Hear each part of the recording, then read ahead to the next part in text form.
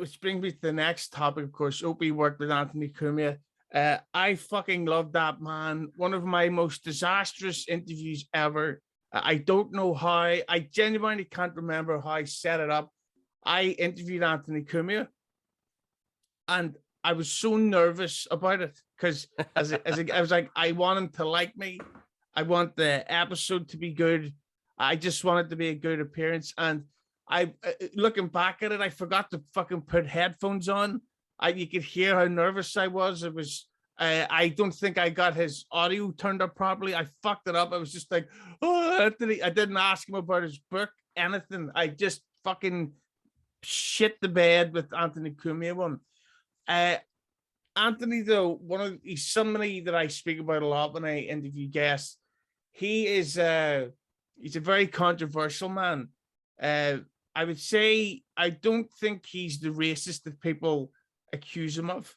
I think he's quite outspoken, and I think that he sometimes like feels the need to take the side of a certain issue no matter what. Like sometimes he's right, sometimes I think you're reaching as fuck.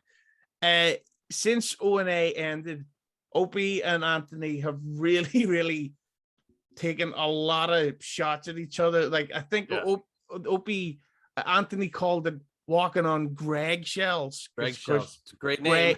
Oh yeah, because Opie's real name is Greg Hughes.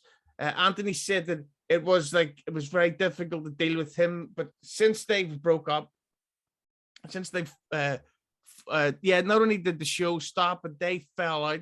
And even to this day, Opie put out a new podcast and he's talking shit about Anthony. Yeah.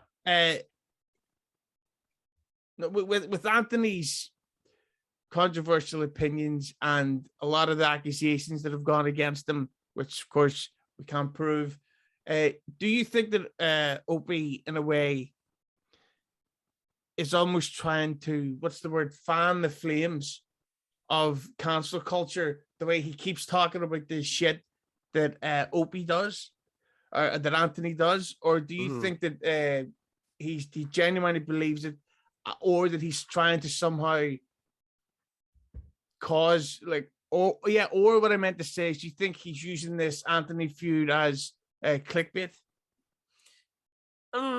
No, I don't think he is, because anytime Opie can move on and talk about other things, and look, when he moves on and says doesn't want to talk about Opie and Anthony, he starts talking about fishing or starts talking about a documentary, people go, oh, look, he's talking about blah, blah, blah, he's doing this. Or he goes out and he does that video that he did outside of a restaurant where he got kicked out of the the entryway. Who continues to fan the flames? Anthony. And then if Jimmy's around, Jimmy.